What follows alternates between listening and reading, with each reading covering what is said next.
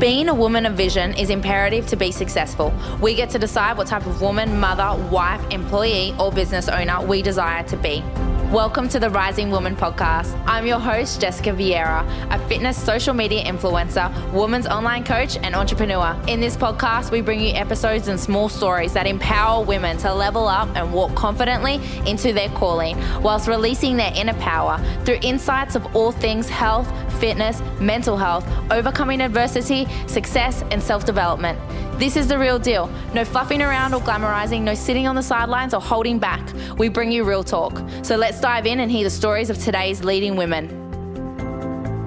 We would love for you to leave a review and ranking to show your support on our podcast account. This really helps us rank in iTunes and Spotify, and we love not only community who support us, but women who support women. So please don't forget to leave a small comment on how we help change your life and what your gold nugget takeaway was for the episode.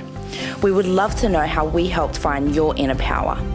And not only do we want to know what your takeaway was, but we also love feedback. So please, to help the podcast grow, leave your feedback and we'll apply your feedback into future episodes. Then, once you've done that, all you have to do is screenshot your post and post it to your IG stories. Don't forget to tag your host, me, Jessica Viera, the Rising Woman Empowerment page, and our guests. We will share your love and support on Instagram. We are all for cross-promotion.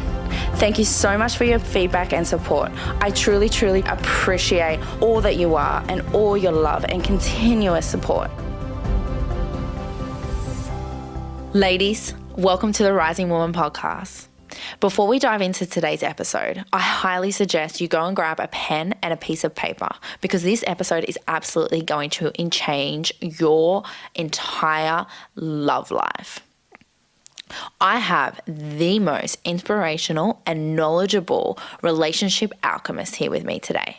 And we are really going to dive deep into what it's like to have conscious and unconscious relationships.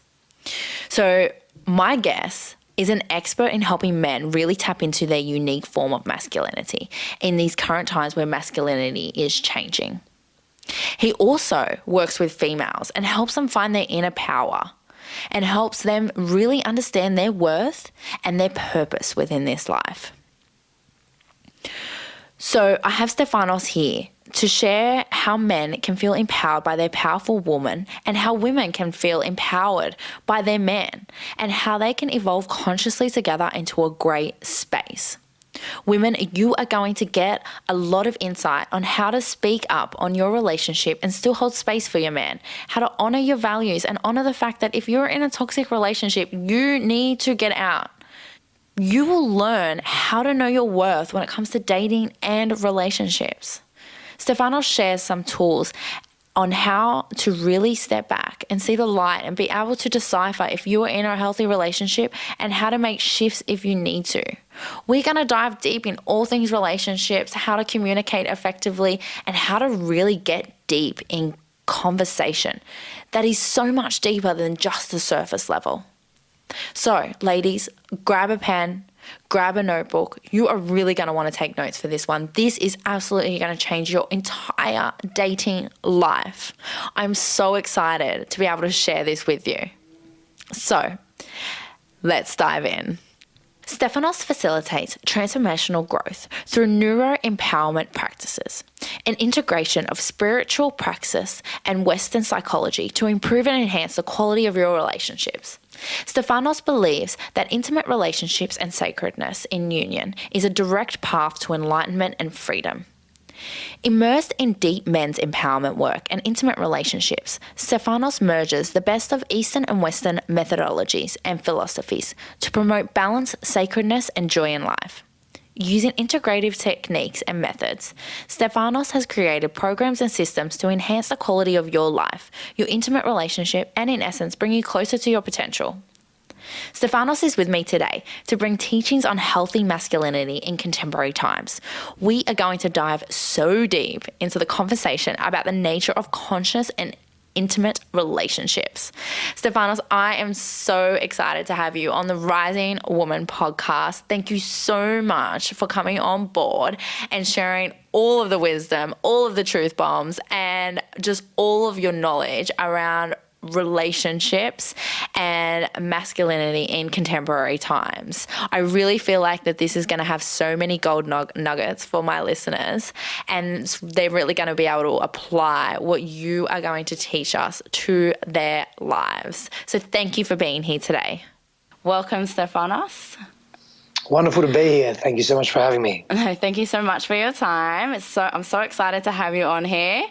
So I really admire the person that you are, and I would really love to just dive in and get you to open up and tell us a little bit about yourself and where you're at in life. Great. So where I'm at in life is I've moved countries very recently in the last few months, and so I'm grounded and based in the US now. Of course, have very strong roots to Australia, and that will continue for the very foreseeable future. But really, really content, happy, and grounded here. I've met my fiance, and she's American, and so Christine and I decided to be based in Southern California, and it's just an amazing opportunity. I mean, I love Australia. Christine loves Australia as well. The thing is, there's less than 30 million people in Australia. Here, there's like 300 million people, and so it's interesting because the opportunity to up-level oneself just based on the density of the populace and being in Southern California, which is quite a progressive pocket of society here in the US. It's really given me an opportunity to look deeper into my own self, to look deeper into my practices and the way I serve and the businesses that I'm involved in, the way I work with clients at an individual and group level. And it's just the opportunities are really abundant here. And so I'm very grateful to be in that place and to be in that space. And so what that's effectively given me is also access to, okay, now that I'm here and I'm surrounded by so many amazing people, not that I wasn't in Australia, of course there are beautiful people there as well, just the magnitude here is so much more. It demands more of you, and that's what it's done for me. It's demanded more of me, and so I really feel that I have chosen to step into a greater version of myself, not only for me and for my own path, but also for those that I am serving as well. That's amazing. And do you want to dive into a little bit about what you do in terms of your clients and how you work with them? Yeah, so I work with both men and women on an individual basis. In a one-on-one capacity, I work with probably more women than men, actually, particularly women wanting to understand men and be in a really evolved, conscious relationship. Whether that be with another man or whether that be with another woman or just another human being, essentially. It doesn't really matter too much. And then I run extensive group programs for men virtually, online and offline as well. And in the very near future, my fiance and I will be running programs for couples and also individuals, the people that aren't in relationship as well. And next year I have some very specific curriculum coming out for ladies too, which I'm really, really excited about. I love working with women. It's so powerful. And I equally love working with men as well. It's an amazing space to be in. Yeah, wow. And how did you come to be in this space, to be able to transform people's lives the way that you are doing? Yeah, it's a great question. I think that we can all ask ourselves that question around, okay, why are we where we are today and how did we get here? Because that context can sometimes give us some substance as to who we are and greater insight into who, ultimately, if I had to know, avoid some of our greatest values. And so as a child, during my formative years, I perceived to have experienced isolation and disconnection in my relationship with my parents. I grew up in a violent, aberrant, volatile environment.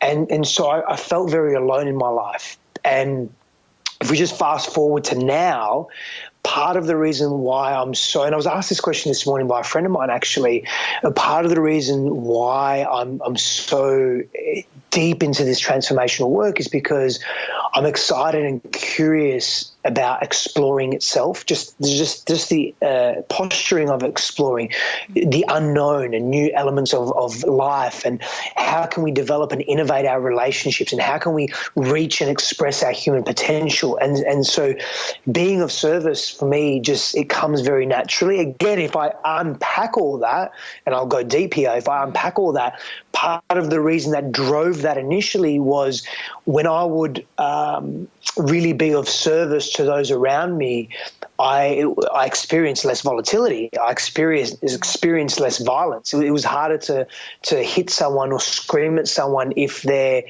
being a quote unquote good boy. And so when we look at the shadow stuff of that, the unconscious aspects of that, part of my service has come from that. Once I realized that and neutralized all that, of course, and the negative emotional charges around that, I was able to actually make a decision and say to myself, okay, why do I actually want to be of service? Why do I want to help people? Part of it is because I get so much from it. I learn so much about myself and learn so much about people. And then that amplifies and stacks on itself. And, of course, I can then give that back.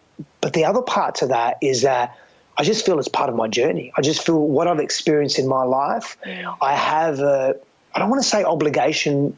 I don't even want to say duty. I just feel it's like a dharma. This is part of my life to serve in the best way I can and with whomever I may resonate with, and to come from a place of integrity and a place of clarity, because I never really came from that place before. And so once I unpacked that within myself, I just felt it was a very natural progression to step into this state of service. You talk a little bit about, I guess, your past and your behaviour in your past. When was the turning point for you which allowed you to walk into a space of like self-awareness and integrity? Yeah, so for me, it was a number of years ago when I was in a relationship with a woman, and I was unfaithful in that relationship, and she discovered that, and that really became a catalyst for me to look at my behaviour, who I was being as a man, the fact that I'd hurt her deeply, and to witness that was very challenging for me, and also at that point to really turn my life around and step out of dishonesty and step out of living in shadows and wearing masks and pretending to be someone that I wasn't and pretending to be okay when I wasn't, and just really stepping into truth and vulnerability and integrity and congruency in my inner world and my outer world, so my thoughts, my emotions, my feelings, and my outer world being my behaviors and how I spoke to others, how I treated others, how I interacted with other people. And I went very, very deep into that process. And for me, that scenario was a massive and major catalyst for my inner transformation. And as I transformed, I realized so much about who I'd been, my past, my traumas that I'd experienced, and chose to go deeper into them, to not live that life of discontinuity and a lack of being in integrity. And what happened also as a byproduct, I just became very clear. I became very clear on who I wanted to be, what I wanted to live through, what I wanted to achieve, what I wanted to embody and experience, and just started taking action in alignment with that, instead of taking action in areas of life that I didn't want to, such as being involved in businesses that were just not in alignment with my values and my ethos and my ethics, but because I saw them as would give me status or I would be able to make fast money. I just moved out of all that and just stopped making decisions based on trauma and wounding and unconscious fear, started making decisions on who I really was and who I really wanted to be. And that's so hard for most of us to do in life. And it's amazing that you took honest responsibility for your actions and owned that and really grown into the person that you are. So how did you go about changing your actions? Like, what tools did you have to be able to allow you the space to be able to grow into your true self? Yeah, well, firstly, I simultaneously surrounded myself with helpful people, so counselors, psychologists, spiritual healers, energy healers, good friends that could see me for who I was without judgment and with compassion. And I simultaneously coupled that with spending time on my own.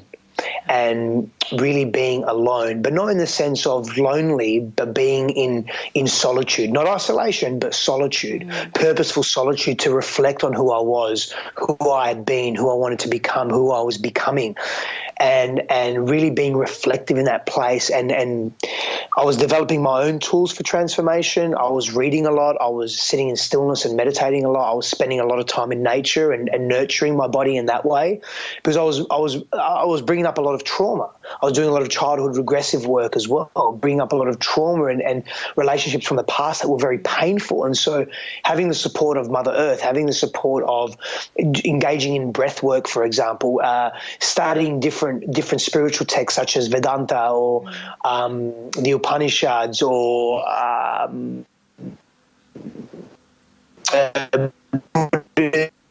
Buddhism or Taoism, and I went through all that, and because I was part of my healing and being very critically reflective upon myself, not critical, but diligent in my reflection and my self-praxis, and developing routines, daily routines that would keep me focused and also allow me to see myself for who I was becoming, and how I was becoming as well. That was very important for me. Wow, that's so amazing. I guess that's the hardest part, is to be able to allow yourself the space to be able to be on your own so that you can discover who you are. And it's quite a scary thing to be able to do, because we're also used to surrounding ourselves with the comfort of others constantly.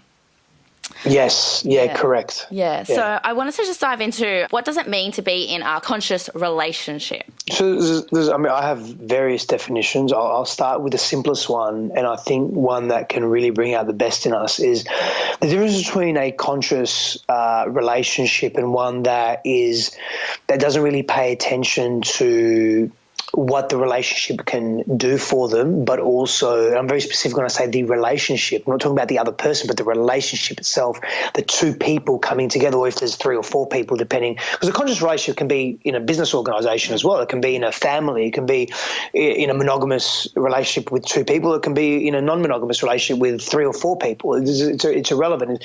So what defines the consciousness is that everybody is willing to grow in that relationship, and that they see, essentially, they observe and they witness the difficulty and the challenge that arises in everyday life and relationship as an opportunity for growth. And so an analogy that I use is that, and I'll use a heterosexual normative relationship just because it's simple and it relates to so many, but please understand that it can be any type of relationship. And I'm pointing out here to my right, but a conscious relationship looks up at the sky and says, okay, the sky's blue today, amazing.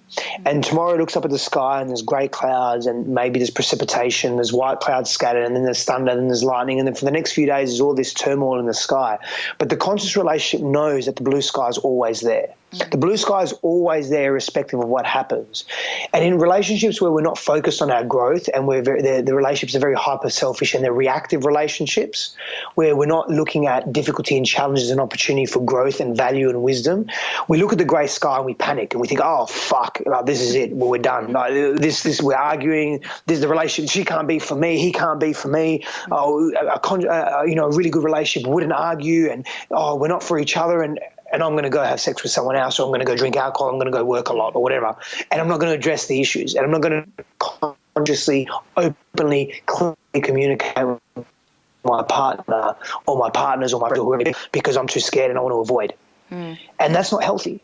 And so the conscious relationship really understands that blue sky is always there. And so by knowing that and by feeling that here in the heart and really embodying that, we respond differently to difficulty and challenge, and we're able to move through the pain and sometimes the fears that arise from, and the difficulty that arise from arguments or disagreements, and then we both learn and grow, and we release attachment to the past, we release trauma sometimes, we release old habits and patterns that, we look back at all our relationships and we think, wow, I've behaved this way in every single relationship. What's that telling me about me? A conscious relationship looks at that, isn't blind to that. That's really important. So I just wanted to dive more further into relationships and how one defines love with their partner. So like Oh. I've been in relationships where I didn't know who I was or what place I had in the relationship. I knew where I stood, what I stood for, but I was attracting the opposite all the time. I kept being in relationships that really didn't serve me at all, because I was so caught up with the "I love you" phrase as opposed to the partner that I was with. And that was also coming from trauma of my childhood as well. Now, I just wanted to dive into, which leads me to the next questions of and I know that a lot of women struggle with the same, how can myself and the women that are listening learn how to better understand themselves and what they are looking for in a man, and have the confidence to have those tough conversations from the get-go with their partners, that will allow them to be in a conscious relationship. Well, you really want to attract a man and or a partner that is just willing to go there, is willing to have those difficult conversations. And so, so when a woman is courting a man, or when a couples are getting together and they're getting to know each other, there's nothing wrong with understanding where they both come from, what cultures they're from, what their interests are, what their hobbies are. That's all really important, because that sets a foundation. But I would advise, because you asked, what advice would you give ladies that are going into a relationship and really wanting to call the best parts of that man forward? Ask some deep questions, and not only observe his answers, and I'll give you some examples of some questions in a moment, but observe how willing he is to two things. One, answer the questions. Is he reluctant to answer the questions? It's telling him a little bit. It's telling you about his level of self-worth or confidence. It's telling you a little bit about how willing he is to have difficult conversations, because if he's struggling now, he's going to definitely struggle when he's under tension and experiencing emotional difficulty. It's telling you a little bit about his level of honesty with himself and with others as well. So you've got to look into that. Women are very perceptive, neurologically very intuitive, actually. And so look into that, and also see what he's responding, and is he reciprocating that? Is he going deep back at you? Is he asking some deep questions back? So ask him, hey, what have your biggest challenges been in life, and how have you moved through them? Tell me one of your biggest fears or pain points, and how do you relate to that? Tell me, if you were in a really difficult conversation and something happened between us where we really disagreed, how would you want that conversation to play out? Do you believe in monogamy or non-monogamy, or what type of relationship structure do you want? What do you think about marriage and having children? Or what do you think about, what are your business ambitions? And whatever it may be, ask some really deep questions and thought-provoking questions, and get to know, and then ask questions around, how do you argue, or how do you disagree? What's your go-to strategy? What do you know about your coping strategies? What do you know about how you deal with pain and difficulty? Tell me about your closest friends. What are they like? Describe them all in 3 words. Describe each one in 3 words or less, the relationship that you have. Tell me the relationship with your mother. Talk to me about the relationship with your father. Some really deep questions, and it's not about his response so much. It's about how he responds and his willingness to respond.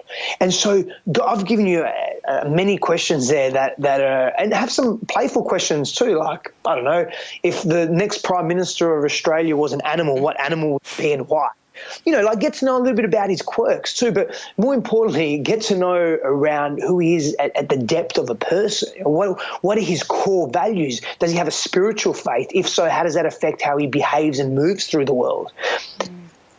What are his biggest ambitions and dreams? Really get to know a person, really get to know them deep, and don't wait 2 years down the track. Why would you do that? It's a waste of fucking time. Get to know now. Really go. And again, doesn't mean you have to continue to always go deep. Light and play and having fun is a big part of what I consider conscious relating. How we do that is really, really important. And so there are some questions that you can just go be very direct with a man, and obviously observe, is he leading? Is he leading the conversation as well? Is he willing to lead and ask some really powerful questions back, and really be involved in the conversation and want to know more about you? That's really important as well. Yeah, wow. Those are some really big questions. That's so powerful. Yeah, and you really don't think about all those, having those asking those questions when you first meet someone, and it's not until maybe a year or 2 later when you're in and you're like, shit. If ever. If ever, definitely. Well, my fiance and I went straight into that. So when we first met, we met virtually, and it wasn't through a dating app. Not that there's anything wrong with that. We were just introduced by mutual friends. I'm part of a company, and this is a global company that I'm involved in, an entity, and we have mutual friends. Anyway, we were introduced, and so we began our relationship on WhatsApp and getting to know each other over video conference calls and just chatting via voice notes and SMS and that. And it was really beautiful. It was a beautiful unraveling, and we went deep. I said, hey, I'm going to ask you 5 questions every day, and you answer them, and then I'll answer the same 5 questions that I ask you, and they can be whatever you want them to be. And then the next day you do the same, and we'll just continue this and get to know each other in that way. It was purely platonic at first. We just had a beautiful bond and connection. So I wanted to invest the time and energy, and she saw me taking lead on that. I wanted to invest time and energy into getting to know her as a human being, and also I wanted to invest time and energy to get to know myself through getting to know her. And I made that all very clear.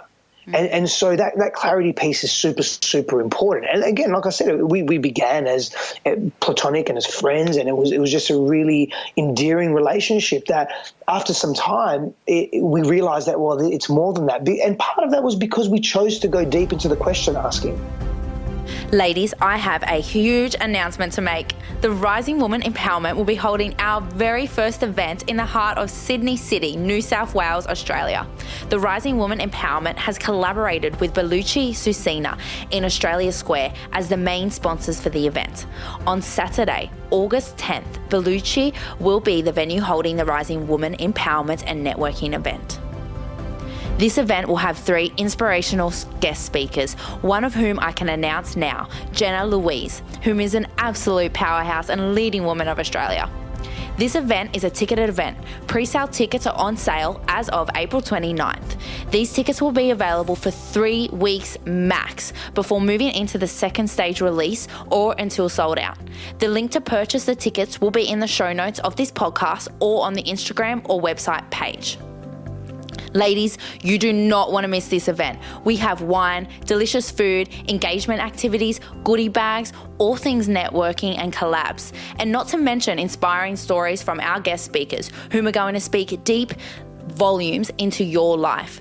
Bring your tissues and makeup bag, ladies. This event will shake you up and change your entire life and being.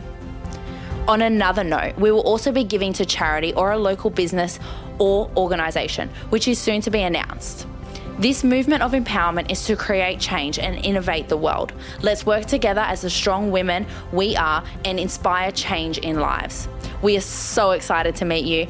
Please do save the date, put it in your diary, put it on your calendar, purchase your ticket before they are sold out.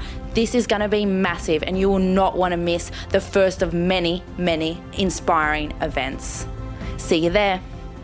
Do you think that maybe people also struggle to go into an intimate and conscious relationship because of fear of vulnerability, and that's the reason why they don't ask those deep questions? Yes. Yeah. Yeah, absolutely. So there's this big fear that comes with, if I ask these questions and then maybe those questions are asked back of me, I may be rejected for my answer. I may have to be forced to lie. I may have a feeling of being humiliated, or I don't know how to answer that question if it's asked back to me, or I don't really want to hear the answer that he may say because parts of me really like him, and if he answers wrong, then I'm going to have to let him go.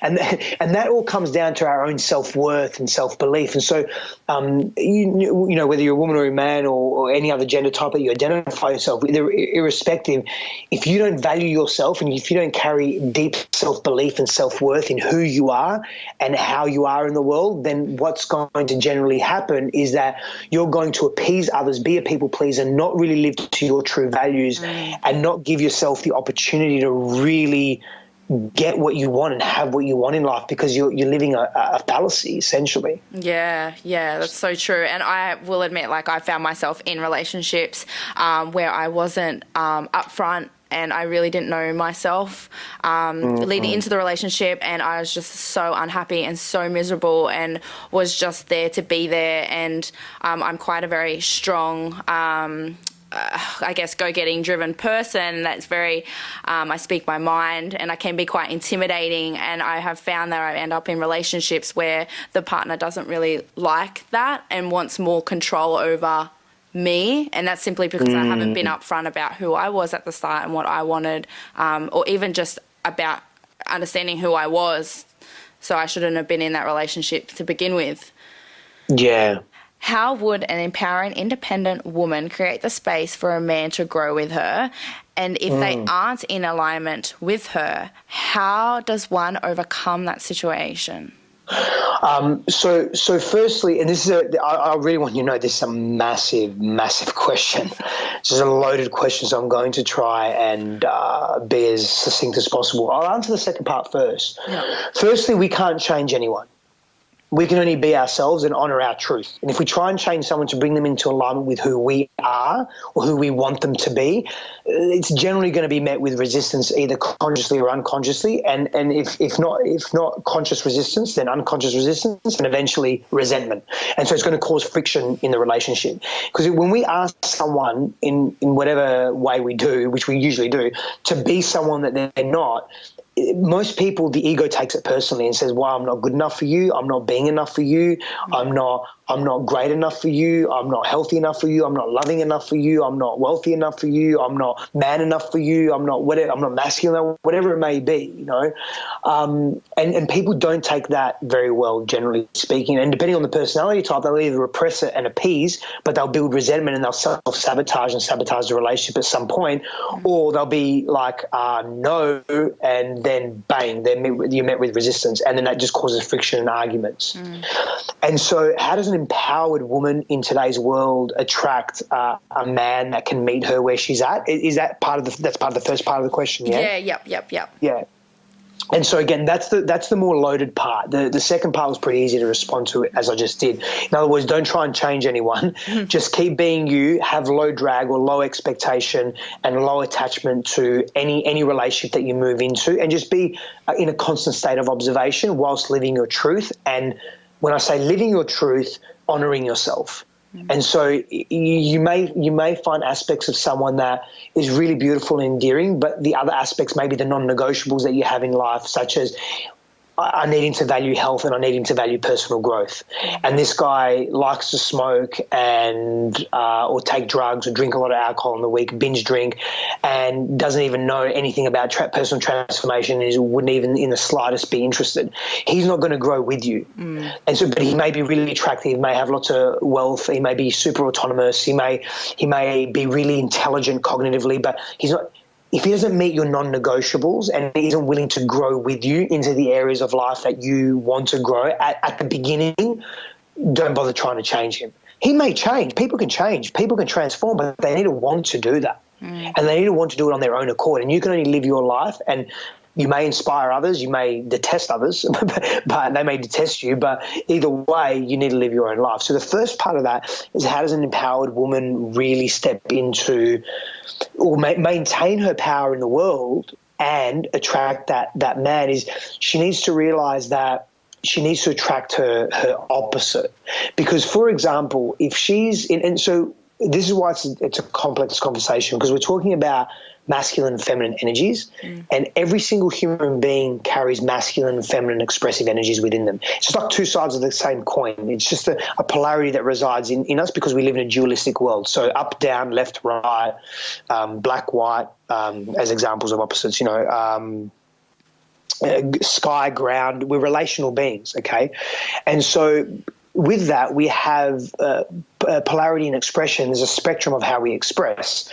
And so you can replace the terms masculine, feminine with go and flow energy, or do and be energy as well. And we all carry that. So we all carry be and do energy. There are times when we have to take massive action in the world and we have to really do. And there are times when we just need to sit back and observe. And that, obviously, making the decision to observe is action as well. But there's being, it's more visceral, it's more embodiment, it's more feeling, okay? And so that could be also equated to the feminine, as whereas the masculine is very action orientated in this sense.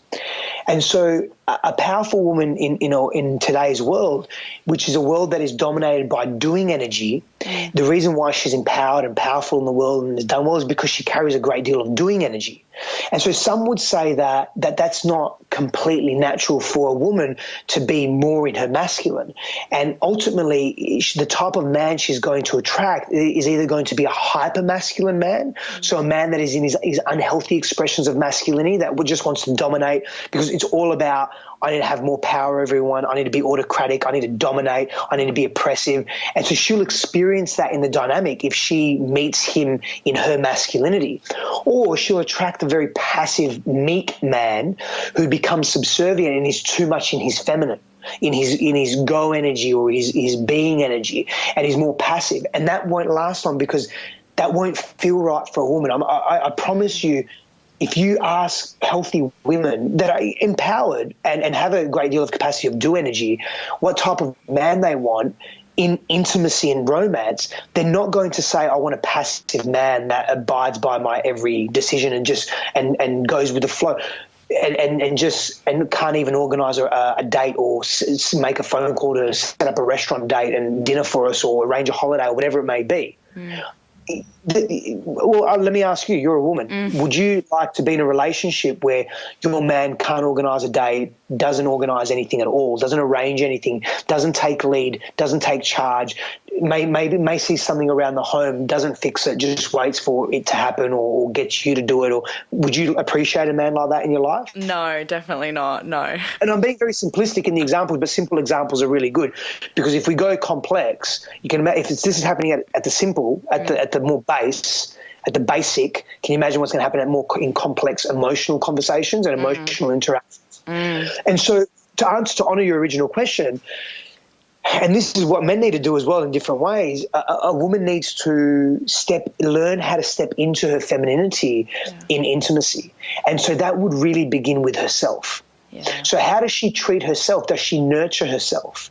Does she allow herself space to just be? Does she practice being in her feminine with herself?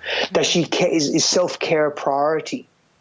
Is being a woman in the world all that she does? Is she always in doing energy? Does she make time for herself? Does she make time to be with her friends, to do what she loves, to engage in activities where she's more passive, where she's being nurtured by other human beings, whether it be getting a massage, whether it be getting a pedicure, whatever it may be, a facial, or just treating herself to going on a holiday, basically behaving as if she's got a man, and those parts of her are doing it for her, and then the other parts of her are allowing that and receiving that and surrendering to that. And so is there a receiving that takes place? And so the more she practices that, the more she'll call in a healthy masculine man that wants to take lead, that wants to be there. And when I say look after her, it's not that she needs looking after because she's incapable.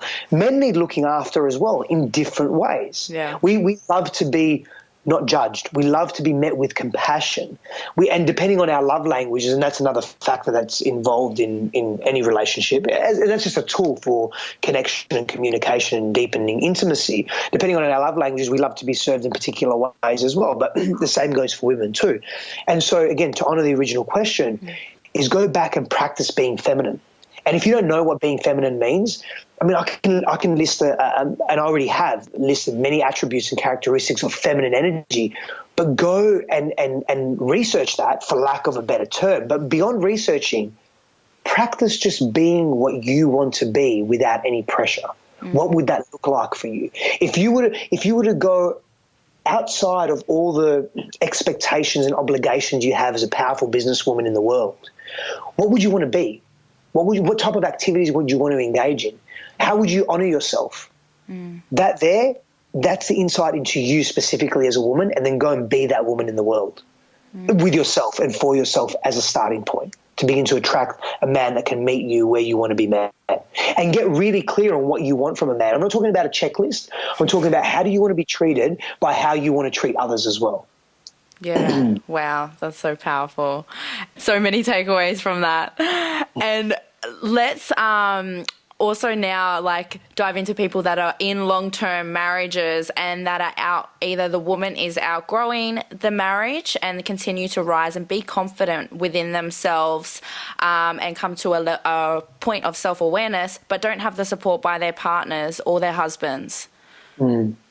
Well, ideally in any scenario, we need to be able to communicate that and communicate that with clarity and whatever that looks like. So it could be writing a letter, it could be sitting down having a deep conversation, it could be slowly letting that person know how you're feeling, depending on the dynamic of the relationship, and also requesting. We can't be, if we don't ask, the answer's always no. But requesting, hey, I'm really, really passionate about this meditation course, and I'd love for you to do it with me, and it's new for me as well. This part of it's new for me. Is it something that you'd be interested in doing together? And give them that an opportunity to also to give him every opportunity possible to jump in there and do some things with you, but also do his own thing. But you'll be careful, because men don't like being told what to do. Most people don't really. But they also associate that with being inadequate or not being enough or being pressured or their freedom taken away from them, depending on, there's so many variables that can affect that. And so how you communicate that really needs to come from a place of love and compassion. And so speak his love language if you know what his love language is. If it's physical touch, hold his hand, look at him in the eyes and say, hey, darling, I'd really love you to do this with me. I think it would be really fun for both of us. Is it something that you're willing to do?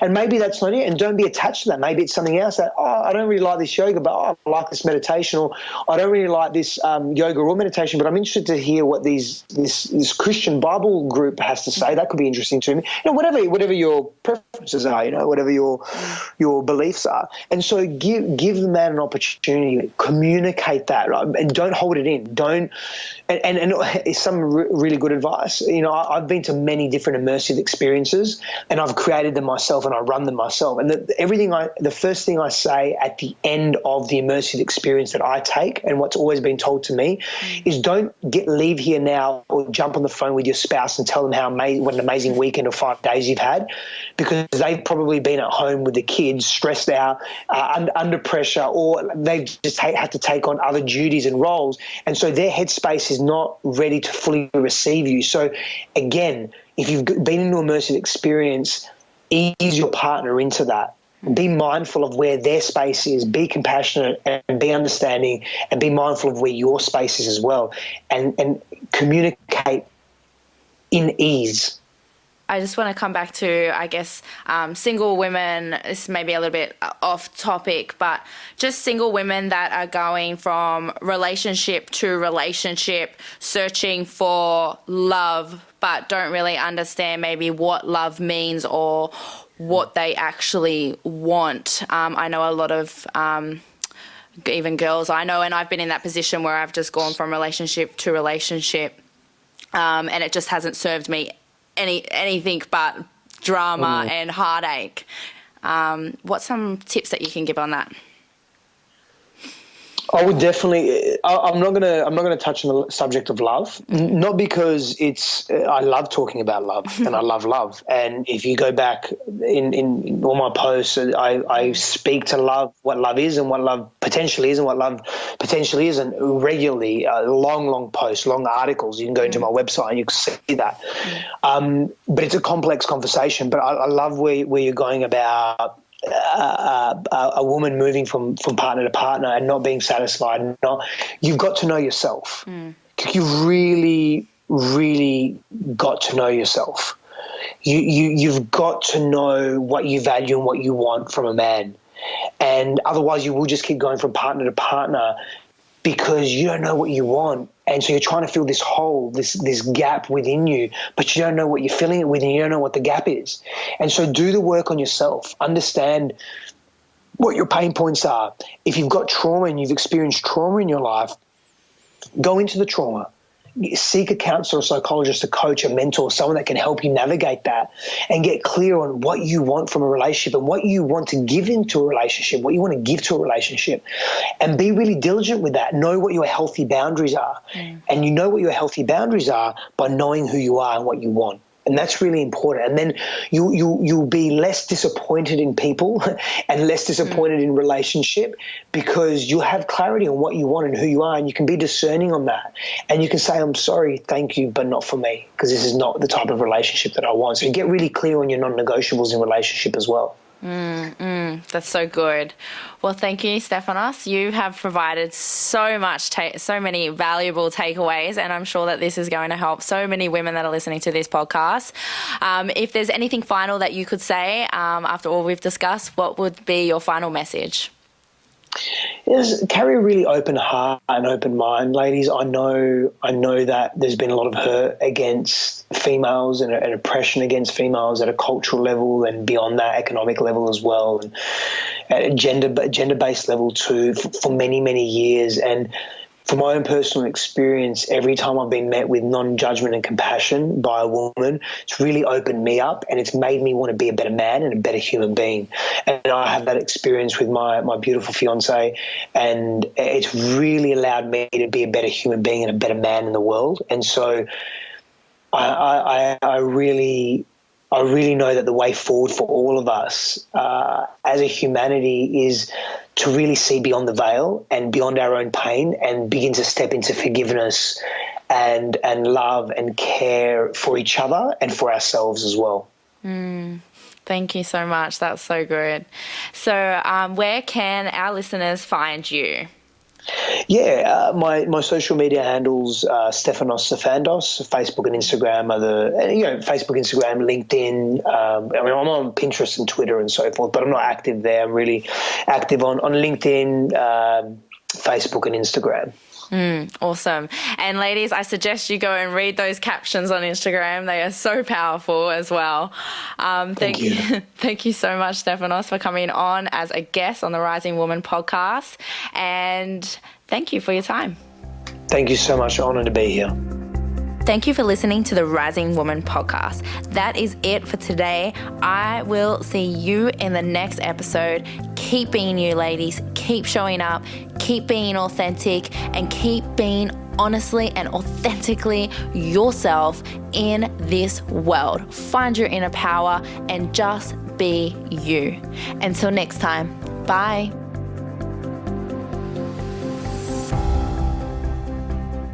I would like to say a huge thank you to my two sponsors of the Rising Woman Empowerment. The first will be the X Athletics, whom created quality reusable water bottles and shakers.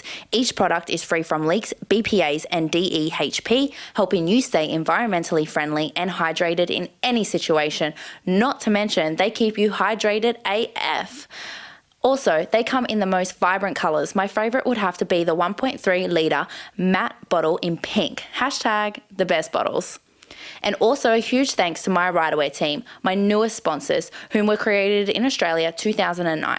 The Riderwear brand is the ultimate definition of fitness plus fashion. I'm so proud to be a part of a brand that is so versatile with their athletes and allows me to show up as myself on social media without having to change. I love supporting this brand that I am wholeheartedly passionate about. Not to mention, their clothes are incredible. You need to get yourself a pair of their tights or any other active wear.